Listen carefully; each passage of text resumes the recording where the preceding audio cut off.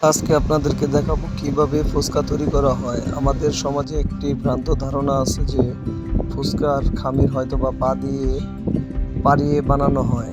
দেখুন আমাদের রূপনগরের এক রেস্টুরেন্টের আলম ভাই কিভাবে ফুচকা তৈরি করে হাতের মাধ্যমে। সে নিজের যে ফুচকাগুলো বিক্রি করে নিজেই তৈরি করে বিক্রি করে, একদম গরম গরম মচমচে ফুচকা। দেখতে থাকুন সম্পূর্ণ ভিডিওটি, আশা করি আপনাদের কাছে ভালো লাগবে। যেসব জায়গায় অনেক বড় পরিসরে ফুচকার ফ্যাক্টরি রয়েছে সেসব জায়গায় এই ফুচকাগুলো পা দিয়ে পাড়িয়ে খামির করা হয়, যার কারণে আমরা এই ফুচকা খেতে একটু দ্বিধাবোধ করি। কিন্তু এই জায়গায় রূপনগরে আপনারা দেখতে পাচ্ছেন যে ফুচকাগুলো কি সুন্দর হাতের মাধ্যমে খামির বানিয়ে ফুচকাগুলো তৈরি করা হচ্ছে। কিছু অসাধু ব্যবসায়িক আছে যারা পুরানো তেল দিয়ে বারবার ফুচকাগুলো ভাজে, কিন্তু আলম ভাই এই জায়গা থেকে একটু ব্যতিক্রম।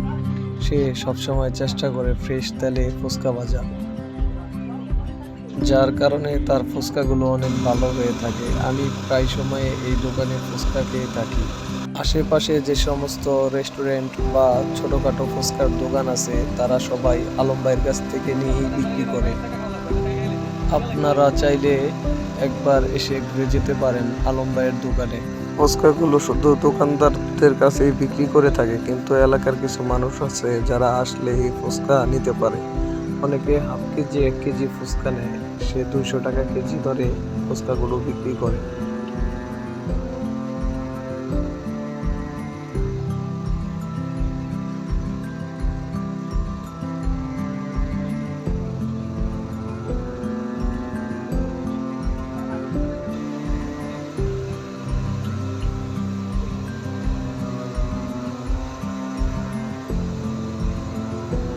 আপনাদের কাছে যদি ভিডিওটি ভালো লেগে থাকে অবশ্যই লাইক, কমেন্ট এবং চ্যানেলটি সাবস্ক্রাইব করে দেবেন।